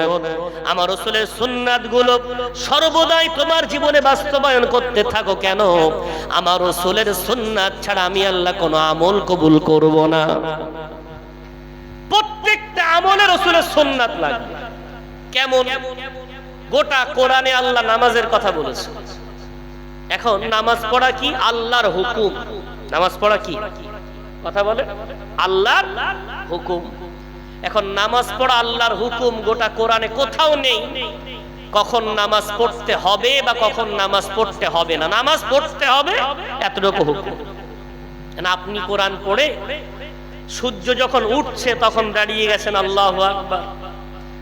নামাজ পড়া আল্লাহর হুকুম, তো এই নামাজ পড়ছি, সূর্য উঠছে উঠুক, সূর্য আল্লাহর আর আমার ইবাদতও আল্লাহর জন্য হচ্ছে, নামাজ পড়ে। নামাজ কবুল হবে ভাই? সূর্য মাথার উপরে জাওয়ালের সময় নামাজ পড়ছেন, আল্লাহু আকবার, নামাজ হবে? রোজা রাখা আল্লাহর হুকুম, আল্লাহ কোরআনে বলেছেন। তো সুফি সাহেব মানুষ সারা বছর রোজা করবে নিয়ত করে ফেলেছে, ঈদের দিন রোজা রেখেছে, সব হবে না কেন? আল্লাহর হুকুম মানলেই সব হয় না, বরং আল্লাহর হুকুম যদি রাসূলের সুন্নাত মোতাবেক না হয়, আমার আল্লাহ আল্লাহর হুকুমটাকেও কবুল করবেন না। কেন? আল্লাহ এই জন্য বলেছেন, পারা নম্বর 28 পৃষ্ঠা নম্বর 5, সূরার নাম সূরা হাসর, ওয়ামা আতাকুমুর রাসূলু ফাখুযুহু ওয়ামা নাহাকুম আনহু ফান্তাহু। ও পৃথিবীর মুমিন মুসলমান, আমার রাসূল তোমাদেরকে যেভাবে শিক্ষা দিয়ে গেছেন ওইভাবেই তোমরা আমল করবে, আর আমার রাসূল যেগুলো তোমাদেরকে নিষেধ করে গেছেন ওগুলো বর্জন করে দেবে। কেন? আমি আল্লাহ আমার বিধানটা রাসূলের তরিকা ছাড়া কোনোদিন কবুল করব না। ওই জন্য নামাজ পড়লেই কবুল হবে না, বরং তাতে লাগবে রাসূলের সুন্নাত তরিকা। জোরে বলা যাবে না একটু সুবহানাল্লাহ? তাহলে আপনি কি মনে করছেন দাড়ি রাখলেই সব হবে? দাড়ি রাখতে গেলে রাসূলের সুন্নাত মোতাবেক রাখতে হবে। যুবকদের মুখে এখন দাড়ি নেই, দাড়ি তো রেখেছে, কত রকমের ওতে যে স্টাইল দেওয়া, কোথাও হতম পেঁচা মতন ঝুলানো, কোথাও এখানে বিট মেরেছে, দুটো বিট উল্টো করে মেরেছে, আবার কালার করেছে, কত রকমের স্টাইলের দাড়ি। দাড়ি রাখলেই কি মনে করছেন রাসূলের সুন্নাত আদায়? দাড়ি রাখতে গেলেও রাসূল যেভাবে রেখেছেন সেভাবেই রাখলে সব হবে। যদি বলা যাবে টুপি পরলেই সব হয়ে যাবে না, বিশ্বনবী যেভাবে টুপি পরতে বলেছেন, রাসূল কারীম সাল্লাল্লাহু আলাইহি ওয়াসাল্লাম টুপি পরতেন, টুপি পরতে হবে। জামা পরলেই সব হয়ে যাবে, রাসূল যেভাবে জামা পরতেন গাঁটের উপর পর্যন্ত থাকা লাগবে, গাঁটের নিচে নয়। সৌদি আরব থেকে ঘুরে এসে ওখানকার বড় বড় জুব্বাধারী, ওদের পায়ের গাঁটের নিচে সব জামা, ও দেখে এসে বাড়ি এসে পড়া শুরু করেছে, বলছে আমি দেখেছি ওখানে পড়ে। আচ্ছা, ওরা তো শরিয়াত না, শরিয়াত বিশ্বনবীর হাদিস। ওখানে গিয়ে চেয়ারে নামাজ পড়া দেখে বাড়ি এসে মসজিদে চেয়ার লাগিয়ে সব চতুর্দিকে। আমি অনেকদিন পর একটা ভালো মসজিদ পেলাম, আলহামদুলিল্লাহ। আপনাদের মসজিদে ঢুকে দিলে কোনো চেয়ার নেই, এত ভালো লাগলো। বহুদিন পর একটা মসজিদ পেলাম যে সেখানে কোনো চেয়ার নেই। কি একটা স্টাইল তৈরি হয়েছে, সারা দেশ ঘুরে বেড়াচ্ছে, আল্লাহর সামনে গিয়ে চেয়ারে বসে পড়ে নামাজ। কোথায় পেয়ে? সৌদিতে দেখে। ভাই, আপনার ইচ্ছা মতো শরিয়াত না, দাঁড়াতে না পারলে মাটিতে বসে নামাজ পড়া লাগবে। বলা যাবে চেয়ারে বসে নয়। চেয়ারে কে বসবে? চেয়ারের ফতোয়া কি? চেয়ারের ফতোয়া হলো মানুষটাকে বসিয়ে দিলে পড়ে যায়, প্যারালাইসিস রোগী, মাজা প্যারালাইসিস হয়ে গেছে, পড়ে যায়, তাই টেক দেওয়ার জন্য চেয়ারে বসিয়ে দেওয়া হয়েছে। কথা বুঝতে পারছেন? সাইকেল চালাচ্ছে, বেড়াচ্ছে, বাজারঘাট সব করছে, মসজিদে এসে ওর যত কষ্ট, তোমার যত কষ্ট হয় মাটিতে বসো, পা লম্বা করে দাও, কোনো সমস্যা নেই, সাইডে বসো। শরিয়াতের বিধান উত্তর দিকে দিতে পারলে দাও, না দিতে পারলে কেবলা মুখিও দাও, কিন্তু মাটিতে বসো, ইশারায় করো। কিয়াম দাঁড়িয়ে, দাঁড়াতে পারলে দাঁড়ানো, এটা ফরজ। রুকু ফরজ, সেজদা ফরজ। কোনো সমস্যা হলে তখন গিয়ে মাপ। বসতে না পারলে শুয়ে পড়ো। চেয়ারে তো কোনো শরিয়াতের বিধানই নেই। ভাই আমার, তাহলে রাসূল কারীম সাল্লাল্লাহু আলাইহি ওয়াসাল্লামের সুন্নাতকে মেনে নেওয়ার নাম হলো রাসূলের সাথে খিয়ানাত না করা, আর এই সুন্নাতকে ছেড়ে দেওয়ার নাম হলো রাসূলের সাথে খিয়ানাত করা। এতগুলো বাবাজি আছে, ছোট ছোট বিষয় হয়তো, কিন্তু এগুলো না জানলে কত ভুল হতে পারে। এতদিন তো আমরা বাড়িতে আত্মীয় স্বজন আসলে দস্তরখানা ব্যবহার করি না? করি। কথা বলে, দস্তরখানা ব্যবহার কেন করি না? ওটা কাটা ফেলার জন্য, তেজপাতা ফেলার জন্য, যেগুলো খাই নষ্ট যাতে না হয় ওতে ফেলে দেব, এই জন্য। দস্তরখান তো এই জন্য নয়। দস্তরখান কিসের জন্য? কোনো খাদ্য পড়ে গেলে এটা তুলে খাওয়া যাবে, ওই জন্য। কুটুম বাড়ির জন্য, আত্মীয় এলে তার জন্য দস্তরখানা নয়। অথচ আমাদের একটা বৃহৎ মানুষ আছে আমাদের সমাজে দস্তরখান ব্যবহারই করে, আমলই নেই দস্তরখানের উপরে। কিন্তু জানেন ওই ছোট্ট একটা সুন্নাতের উপরে আমল হলে ওই সুন্নাত আপনাকে জান্নাতে নিয়ে যেতে পারে। জোরে বলা যাবে। ভাই আমার, বাবাজি আমার, নবী মুহাম্মদ সাল্লাল্লাহু আলাইহি ওয়াসাল্লামের সাহাবারা রাসূলের সুন্নাতগুলোকে এত ভালোবাসতেন, এত মহব্বত করতেন। আবু হুরায়রা রাদিয়াল্লাহু তাআলা আনহু তিনি বর্ণনা করেন, আমার রাসূল আমাকে তিনটে নসিহত করেছেন। আমার দৃঢ় বিশ্বাস ওই তিনটে নসিহতের উপর আমি আমল এই জন্য করি, রাসূল কারীমের ওসিয়ত যদি মেনে নিই, কিয়ামতের দিন আমার রাসূলের সাথে আমার সাক্ষাৎ হয়ে যাবে। জোরে বলা যাবে। আমাকে রাসূল বলেছেন, ও আবু হুরায়রা, তুমি যখন রাতে ঘুমাতে যাবে, ঘুমানোর আগে বেতেরের নামাজটা তুমি পড়ে নেবে। আমি ওই জন্য ঘুমানোর আগে বেতেরের নামাজটা আমি পড়ে নি। আমাকে রাসূল বলেছেন, আবু হুরায়রা, ইশরাকের নামাজটা তুমি পড়বে। আমি ইশরাকের 2 রাকাত নামাজ গোটা জীবন পড়ি, কেন বিশ্বনবীর আদেশ অনুযায়ী আমি কখনো ওটা ছাড়ি না। কিয়ামতের কঠিন ময়দানে বিশ্বনবী বুখারীর হাদিসের মধ্যে বলছেন, আমি 3টি জায়গায় থাকবো, 3টি জায়গায়। 4 নাম্বার কোন জায়গা আমি যাব না। প্রথম নাম্বার আমি হাউজের উপরে থাকবো, নাম্বার 2 মিজানের ধারে থাকবো, নাম্বার 3 পুলসিরাতের ধারে থাকবো। এই 3টি জায়গায় আমার কোন উম্মত যদি সমস্যায় পড়ে, আমি তার সমস্যা সমাধান করার জন্য আল্লাহর কাছে আমি শাফাত করব। জোরে বলা যাবে না। বিশ্বনবীর এই সুন্নাত কত লাভ দিতে পারে। রাসূলের জামাই আলী মুরতাদা রাদিয়াল্লাহু আনহু, রাসূলের জামাই মানে কি জান্নাত তো ফ্রিতে পেয়ে যাবে, জান্নাতের সার্টিফিকেট প্রাপ্ত সাহাবা। অত সহজ।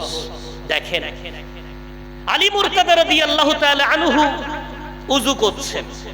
তো ওযু করতে গিয়ে, ওযুর ফরজ কয়টি ভাই? তো বলেন জোরে। ভয় করছেন মনে হয়, তো বলেন না, জানা দরকার। কয়টি? 4টি। মাশাআল্লাহ। ওযুর ফরজ 4টি। নম্বর 1 মুখমণ্ডল পরিপূর্ণ ধৌত করা, নাম্বার 2 কোনুই পর্যন্ত হাত ধৌত করা, নাম্বার 3 4 ভাগের 1 ভাগ মাথা মাসাহ করা, আর নম্বর 4 পায়ের গিট পর্যন্ত ধৌত করা। এই 4টি হলো ওযুর ফরজ। এখন কোনুই পর্যন্ত হাত না ধুয়ে আলী মুরতাদা হাত ধুচ্ছেন বগল পর্যন্ত। কোন সাহাবা প্রশ্ন করছেন, আলী, রাসূলের সুন্নাত তো কোনুই পর্যন্ত, তুমি এত দূর কেন ধো? আলী মুরতাদা বলছেন, ভাই, বিশ্বনবীর বুখারীর হাদিস, আল্লাহর কাছে সবচেয়ে প্রিয় ওযু হলো ওই ওযু যে ওযুটা বান্দা মুকাম্মাল আসবিগুল ওযু, রাসূল বলেছেন কামিল পরিপূর্ণ ওযু করো। এখন বিশ্বনবী পরিপূর্ণ ওযু করতে বলেছেন, আমি কোনই পর্যন্ত ধুই, আমি এই পর্যন্ত এই জন্য ধুচ্ছি, আমার মনে হলো রাসূল কারীমের এই হাদিস অনুযায়ী কিয়ামতের দিন রাসূল বলেছেন ওযুর অঙ্গগুলো পূর্ণিমার চাঁদের মতো চমকাবে। যারাই ওযু করে তাদের সবার চমকাবে, আমি আলী আমারও চমকাবে। কিন্তু বিশ্বনবী কিয়ামতের দিন শাফাতের কান্ডারি হবেন। আমি যে তার জামাই, ওই ভিড়ের মাঝখানে হারিয়ে যাব কিনা, আমাকে চিনতে পারবেন কিনা, ওই জন্য আমি একটু বেশি করে ধৌত করছি, যেন ওযুর পানি লাগার পরে ওই অঙ্গটুকু চকমক করে কিয়ামতের দিন। আর আমার রাসূল দূর থেকে দেখবেন সবার কোনই পর্যন্ত চমকায়, আর আমার বগল পর্যন্ত চমকায়। রাসূল দেখবেন এত বেশি চমকাচ্ছে, হাতটা কাট, একটু এদিকে এসো। আমার রাসূল যদি আমাকে চিনতে পেরে যান, আমাকে ডাক দেন আর আমার জন্য শাফাত করেন, আমি আলী সেদিন সফল কাম হয়ে যাব। জোরে জোরে বলা যাবে না। দেখেছেন রাসূলের সুন্নাতের প্রতি রাসূলের মুহাব্বত এত বেশি তাদের অন্তরে, জান্নাতের সার্টিফিকেট প্রাপ্ত সাহাবা, তারপরও তাদের অবস্থাই। আবু হুরায়রা রাদিয়াল্লাহু তাআলা আনহু, তিনি বাহরাইনের গভর্নর, বাহরাইনের মুখ্যমন্ত্রী হয়েছে। এখন দিনের বেলা মুখ্যমন্ত্রীর যে কাজ, রাজদরবারের সমস্ত কাজকর্ম সব সেরে মাগরিবের পরে পিঠে বোঝা নিয়ে কাঠ বিক্রি করতে যাচ্ছে। মুখ্যমন্ত্রী যদি কাঠ বিক্রি করতে যায়, তাহলে প্রজা দেখলে তো স্বাভাবিক, কি ব্যাপার আবু হুরায়রা, আপনি রাজদরবার থেকে বাইরে বেরিয়ে এভাবে কাঠ বিক্রি করতে যাচ্ছেন কেন? আবু হুরায়রা উত্তর শুনুন। আবু হুরায়রা বলছেন, ভাই আমার, আমি তো মুখ্যমন্ত্রী হওয়ার যোগ্য ছিলাম না। আমার নফস বড় দুষ্টু, আমার আত্মা বড় দুষ্টু প্রকৃতির। আমি সন্ধ্যার পরে পিঠে কাঠ বোঝাই করে এই জন্য বাজারে বিক্রয় করতে যাচ্ছি। আমি আমার মনকে বলতে চাই, ওরে মন, আসলে তোর অবস্থা ছিল পিঠে কাঠ বোঝাই করে বাজারে বিক্রি করা, কিন্তু শুধুমাত্র বিশ্বনবীকে পেয়েছিলি বলে, রাসূলের সুন্নাত মেনেছিলি বলে, রাসূলের আদর্শবান হয়েছিলি বলে আজকে তুই মুখ্যমন্ত্রী হতে পারলি। আমার মনকে বুঝিয়ে দিচ্ছি, আসলে আমি মুখ্যমন্ত্রী হওয়ার যোগ্য ছিলাম না। আমার কাজ ছিল কাঠ বিক্রি করা, রাসূলের সুন্নাতের কারণে মুখ্যমন্ত্রী। ওটা আমার মনকে একটু বুঝিয়ে দিতে চাইলাম। জোরে বলা যাবে না? ভাই আমার, তারা জান্নাতের সার্টিফিকেট প্রাপ্ত হওয়ার পরেও তাদের অবস্থা ছিল এত সুন্দর, তারা এভাবে রাসূলকে ভালোবাসা দেখিয়েছে। তাহলে রাসূলের সাথে খিয়ানাত করা যাবে না। ওয়াতাখুনু আমানাতিকুম, এবং তোমরা তোমাদের সাথে অন্তত খিয়ানাত করো না। আবুল হাসান নাদভী রাহমাতুল্লাহ আলাইহি একটা বই আছে আবৃত্তি বলে, ওনার ওই বইতে অনেক কবিতা আছে, তার মধ্যে একটা কবিতা উনি লিখেছেন, আমি তো তোমাকে অনেকবার আহ্বান করি ভালো পথে আসা, তুমি যদি ভালো পথে না আসো, अपने मन में डूब कर पा जा सुरागे जिंदगी, अगर तू मेरा नहीं मानता, मेरा नहीं बनता, ना बन अपना तो बन। ঠিক আছে, তুমি যদি আমার না হও তো না হও, নিজেরটা তো অন্তত রক্ষা করো, নিজে তো অন্তত সঠিক হয়ে যাও। আজ আমরা আমাদের সাথে খিয়ানাত করছি, এটা মারাত্মক একটা ব্যাধি, মারাত্মক একটা আমার সমাজের রোগ। আমি কতটুকু আলোকপাত করতে পারো বুঝতে পারছি না, তবে একটু চেষ্টা করছি। চলে, আমার সাথে আমি কি খিয়ানাত করছি এটা বোঝার জন্য আমাকে আপনাকে আপনার জীবনটাকে সামনে রেখে এগিয়ে যেতে হবে। আলহামদুলিল্লাহ, মাথায় টুপি দিতে শিখেছি, মুখে দাড়ি রাখতে শিখেছি, ইসলামী একটা লেবাস পোশাক পরার মতো আল্লাহ আমাকে তৌফিক দিয়েছেন। সব আল্লাহর তৌফিক, যদি বলেন না আলহামদুলিল্লাহ। এখন এই মাথায় টুপি দেওয়ার হক কি আমি আদায় করতে পারছি? মুখে দাড়ি রাখার হক কি আদায় করতে পারছি? গায়ে ইসলামী পোশাক পরার হক কি আদায় করতে পারছি? এটা বোঝার জন্য একটুখানি হয়তো কষ্ট হতে পারে। আমি কাউকে ব্যথা দেওয়ার নিয়তে নয়, আমি আমাকে সেই সাথে আমার বাবাজি ভাই বাবাজিরা বসে আছেন একটু সংশোধনের নিয়তে দুটো কথা বলছি। ধরে নেন এই জামে মসজিদ ইমাম সাহেব আছেন, 5 ওয়াক্ত নামাজ পড়ান। এখন ধরে নেন ইমাম সাহেব কোনোদিন আসেনি, আপনি কি ইমাম সাহেবের জায়গায় দাঁড়িয়ে নামাজটা পড়িয়ে দিতে পারবেন? কতদিন নামাজ পড়ছেন? হুজুর আমি তো 20 বছর, আমি 30 বছর, আপনি 40 বছর। আলহামদুলিল্লাহ, যাক নামাজ পড়ছেন তো নামাজটা পড়িয়ে দেন না। ইমাম সাহেব আসেন না, বাবাজি আমি ওখানে দাঁড়াতে পারবো না। কি ব্যাপার? ব্যাপারটা কি? এত আতঙ্ক কেন, মনে ভয় কেন, আশঙ্কা কেন? বলা তো কারণ দাল মে কুছ কালা হ্যায়। কি আছে? কোনো সমস্যা আছে। সমস্যাটা কি? হুজুর নামাজ দীর্ঘদিন পড়ি, এখনো সানাটা ভালো করে পড়তে পারি না। নামাজ বহুদিন পড়ি হুজুর, সূরা ফাতিহাটা এখনো সহি করে পড়তে শিখিনি। হুজুর নামাজ সুন্দর করে কয়েক বছর নামাজ পড়ি বটে, নামাজের দোয়া দরুদ গুলো এখনো সহি করতে পারি। বাবাজি আমার, আমি হাত ধরে নয় পায়ে ধরে বলি, দাড়িগুলো পেকে গেছে, লজ্জা দেওয়াটা শরিয়াতে কঠিন ভাবে নিষেধ। কিন্তু আমার একটা দুর্বলতা বলেন, আমি একটু মানুষের মিশে থাকতে ভালোবাসি। আমাদের 6-7 মাস জলসার বিরাট চাপ থাকে, আর এই 2-2.5 মাস 3 মাস বর্ষার সময় একটু মাহফিলের চাপ কম থাকে। তো কি করি জানেন? আমার গ্রামে, আমার মাদ্রাসার আশেপাশে যারা সাধারণ মানুষ, তাদেরকে একটু ইসলাম শেখানো। জলসায় তো 2 ঘন্টার বিরাট কিছু বলা যায় না, কি করে তাদেরকে দিন শেখানো যায় এই নিয়েতে আমার ওখানে কয়েকটা সিস্টেম চলে। তার মধ্যে একটা হলো এসো 30 দিনে কোরআন শিখি। কি বললাম?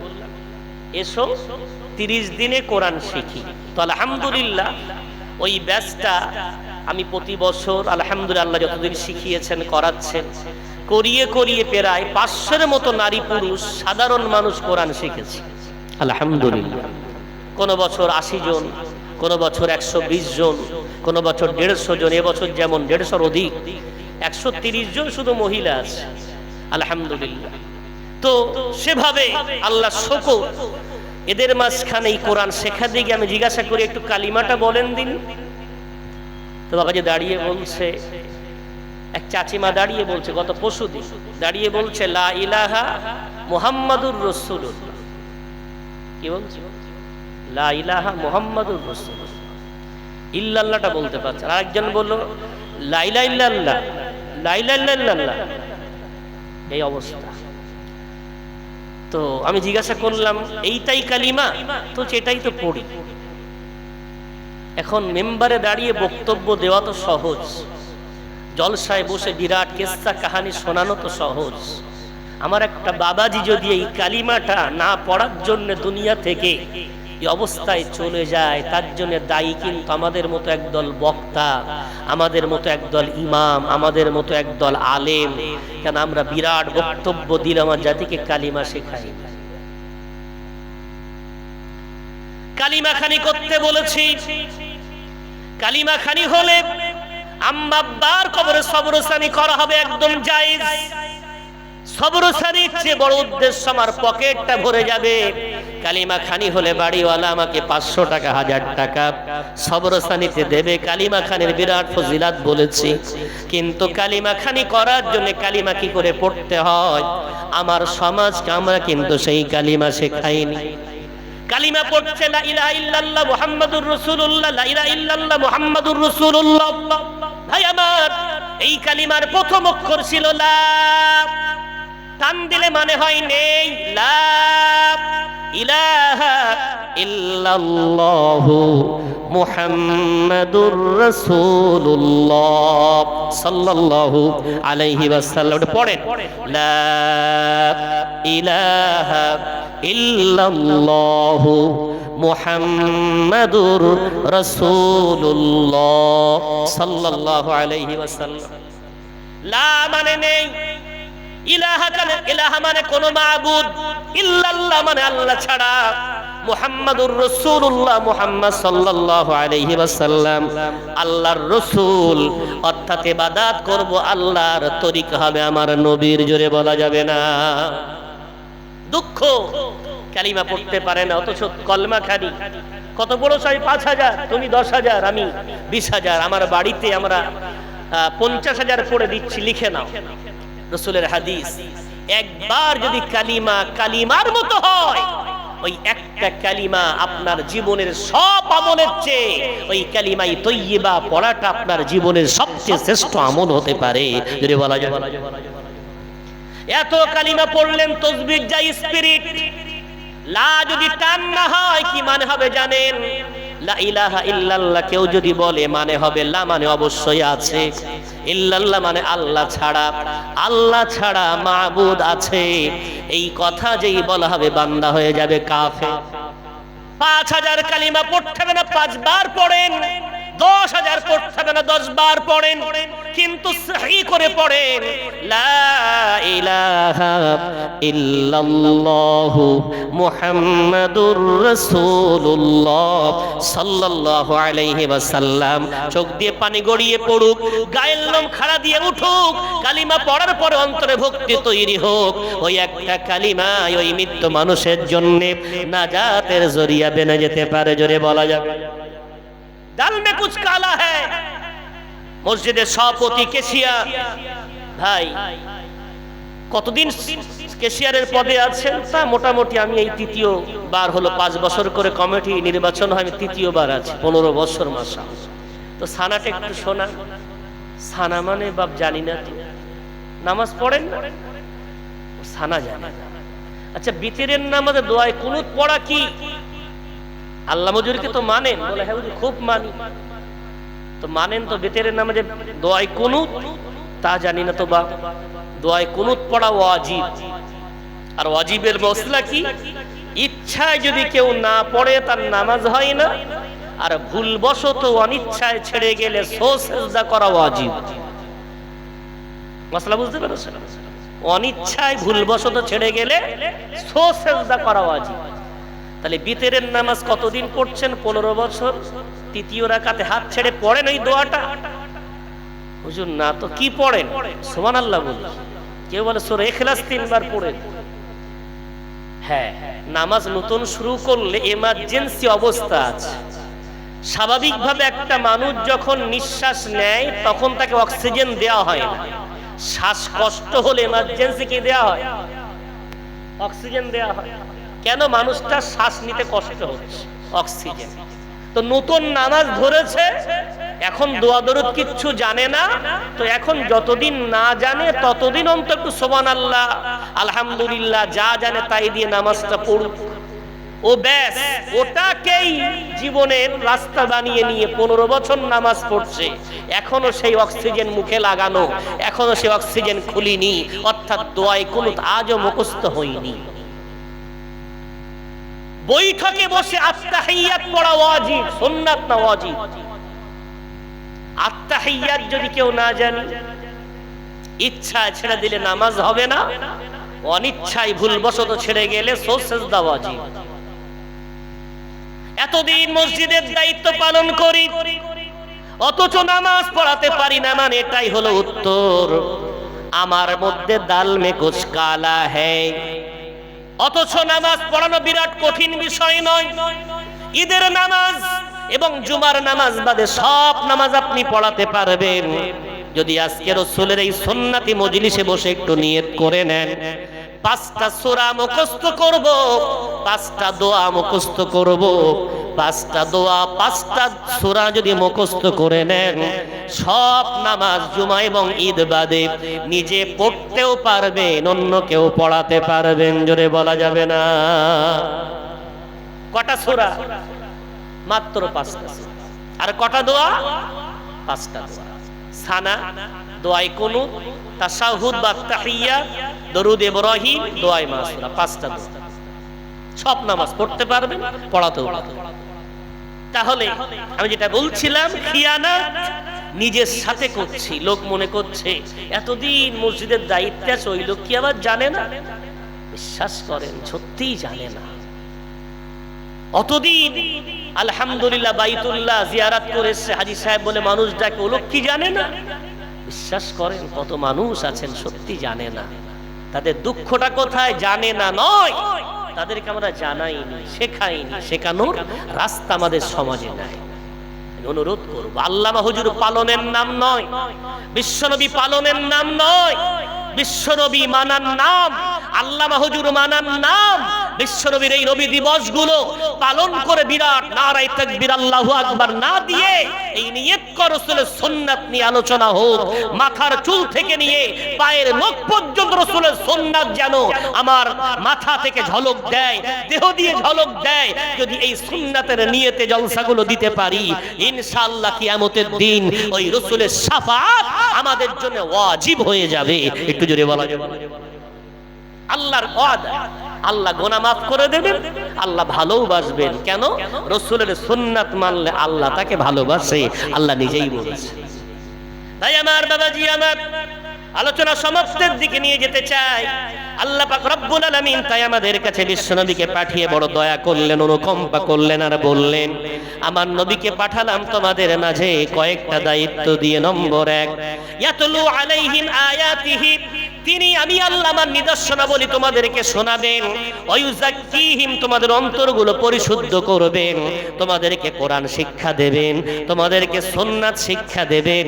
এই কাজগুলো রাসূল করার জন্য ধরার বুকে এসেছিলেন। বিশ্বনবী এই কাজগুলো এত সুন্দর করে পালন করলেন।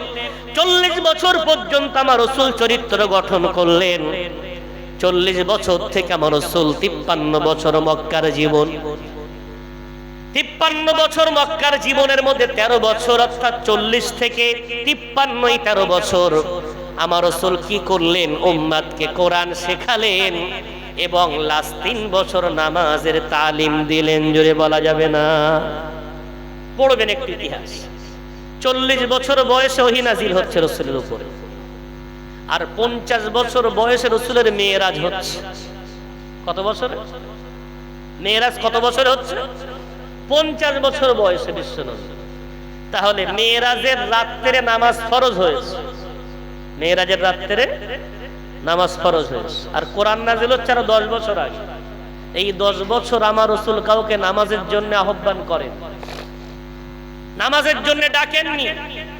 আমার রাসূল এই 10 বছর মানুষকে ডেকেছেন কালিমা লা ইলাহা ইল্লাল্লাহর জন্য, আর এর পিছনে ডাক দিয়েছেন কোরআনুল কারীম তেলাওয়াত করে করে।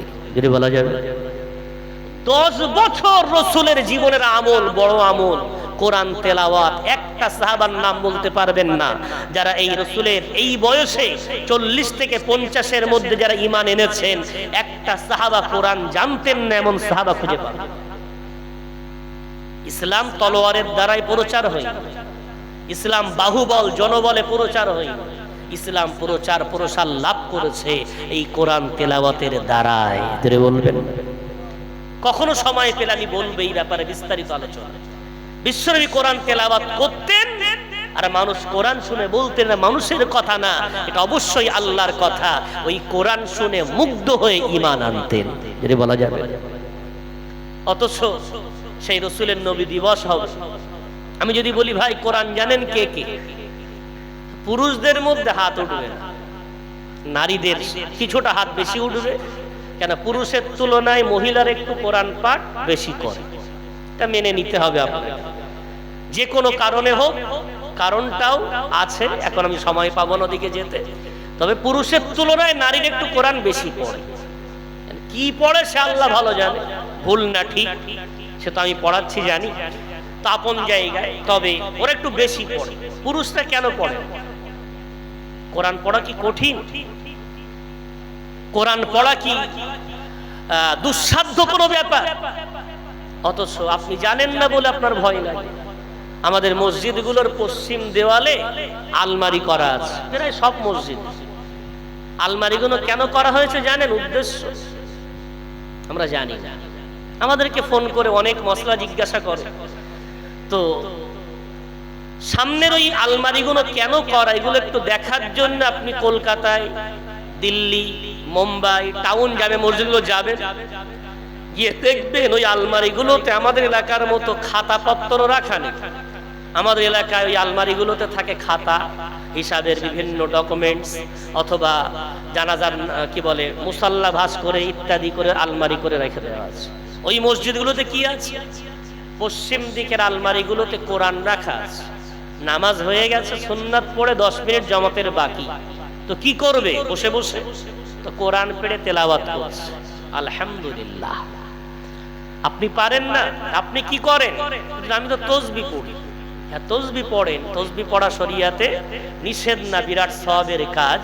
তবে এটা জানেন, কোরআনুল কারীমের একটা অক্ষর পড়লে মান ক্বারা হারফাম মিন কিতাবিল্লাহ ফালাহু হাসানাতুন, রাসূল কারীম বলছেন একটা অক্ষর পড়া মাত্রই আল্লাহ তার আমলনামায় 10টা নেকি লিখে দেয়।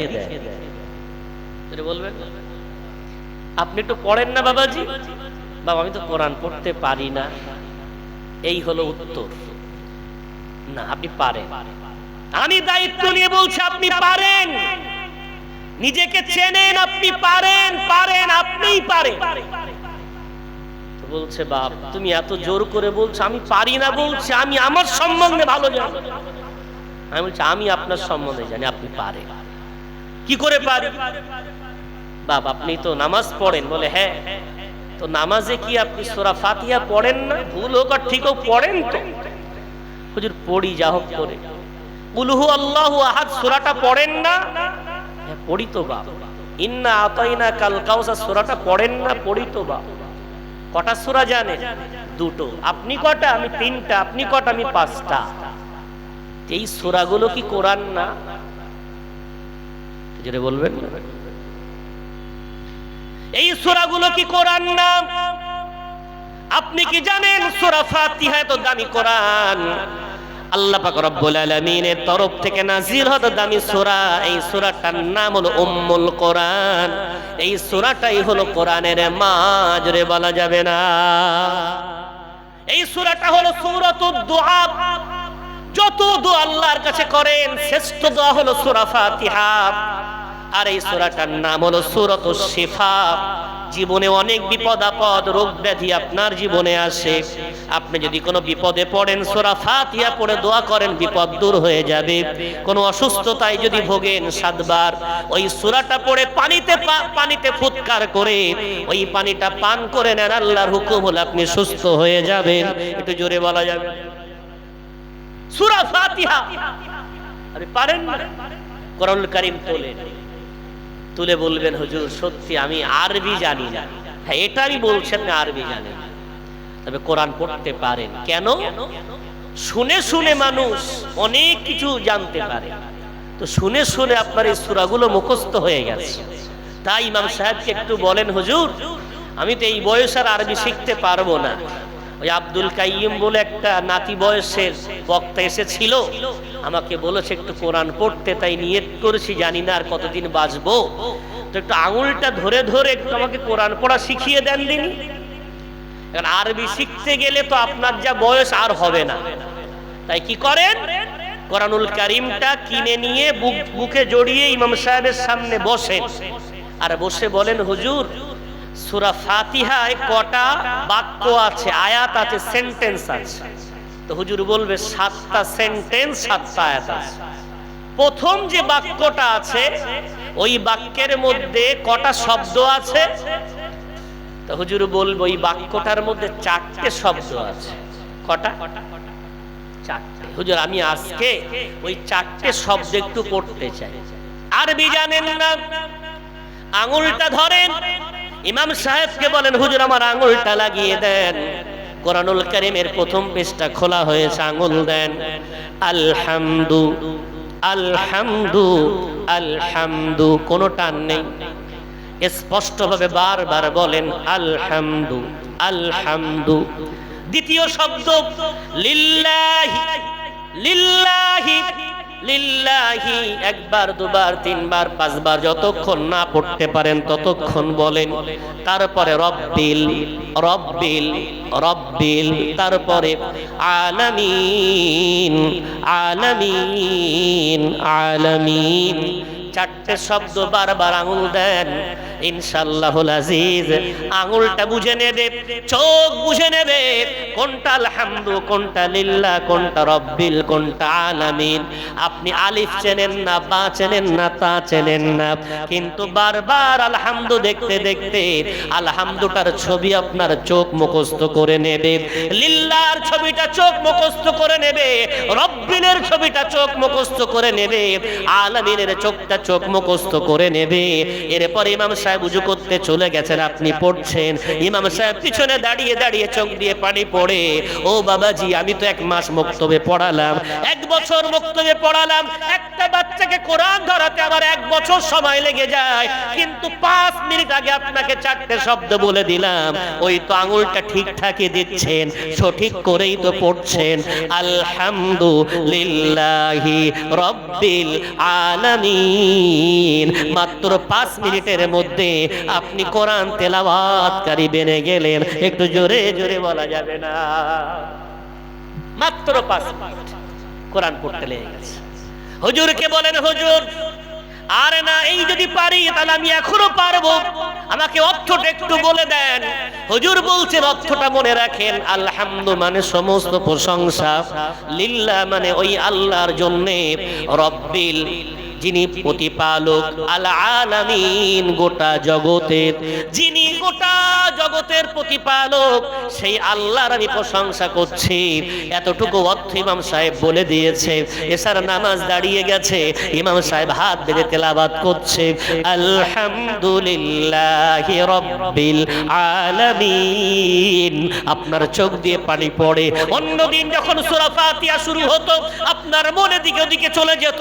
অন্যদিন যখন সূরা ফাতিহা পড়তো নামাজের মধ্যে আপনার মন থাকতো না, কিন্তু যেই বলেছে আলহামদুলিল্লাহ আলহামদু অর্থটাও বুঝতে পাচ্ছেন, আলহামদু শব্দটাও দেখতে পাচ্ছেন। যেই বলেছে লিল্লাহি অর্থটাও বুঝতে পাচ্ছেন, শব্দটাও দেখতে পাচ্ছেন।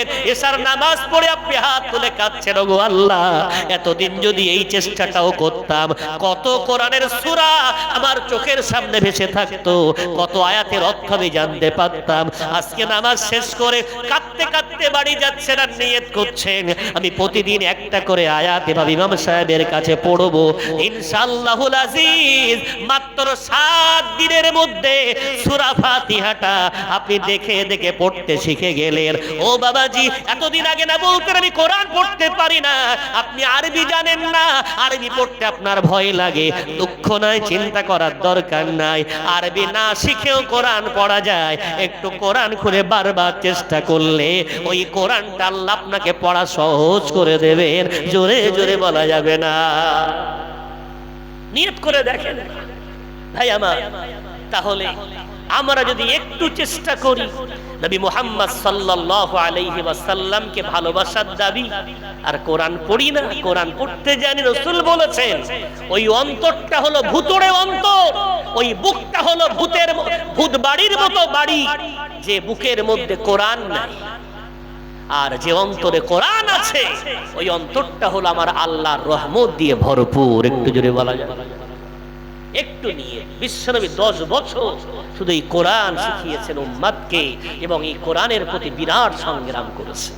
আজকে আমার কাছে সময় নাই আসলে বলতাম। এরপরে আমার রাসূল নামাজের তাকিদ করেছেন, কোন সাহাবা নামাজ ছেড়েছে? আজ আমার সমাজ তাকান, দেখলে বুক ফেটে যায়। মসজিদে চাঁদা দেবে, টাইলস লাগবে, যান গ্রামে চাঁদা দেওয়ার লোকের অভাব, মা বোনেরা দেবে, বাবাজিরা দেবে, ভাইয়েরা দেবে। দুতলা বানাবেন, পাথর লাগবে, সিমেন্ট লাগবে, রড লাগবে। আমার জাতি আলহামদুলিল্লাহ এদের পয়সা দিতে দ্বিধা নাই। যদি কিয়ামতের দিন কমিটিকে আল্লাহ প্রশ্ন করে মসজিদ কিসের নাম, তো কমিটি বলছে আল্লাহ তা তো জানি না। মসজিদের মানে কি তাও জানি না। মসজিদ শব্দের অর্থ হলো সেজদা দেওয়ার জায়গা। যেটা বলবেন না, মসজিদ অর্থ কি? সেজদা দেওয়ার জায়গা। তো সেজদা দেওয়ার জায়গাটাকে বিশ্বনবী তো খেজুরের খুঁটি দিয়ে, খেজুরের পাতা দিয়ে বানিয়েছিলেন। তোমাদের সমাজে যেহেতু আল্লাহ অর্থ দিয়েছে, সব ঘরবাড়ি সুন্দর, তো মসজিদের জন্য টাইলস কালেকশন হয়েছে। জুমার দিনগুলোতে ইমাম সাহেবগুলোকে বাই প্রেসার বলা হয়, চাপ দিয়ে কালেকশন করেন। মসজিদের বিরাট ধার দেনা। কিসের ধার দেনা হয়েছে? দুতলা বানাতে গিয়ে, টাইলস বসাতে গিয়ে, রং করতে গিয়ে। প্রতি জুমা ইমাম সাহেব খুতবার বিভিন্ন আলোচনার লাস্টে 10 মিনিট 5 মিনিট চাঁদার জন্য একটু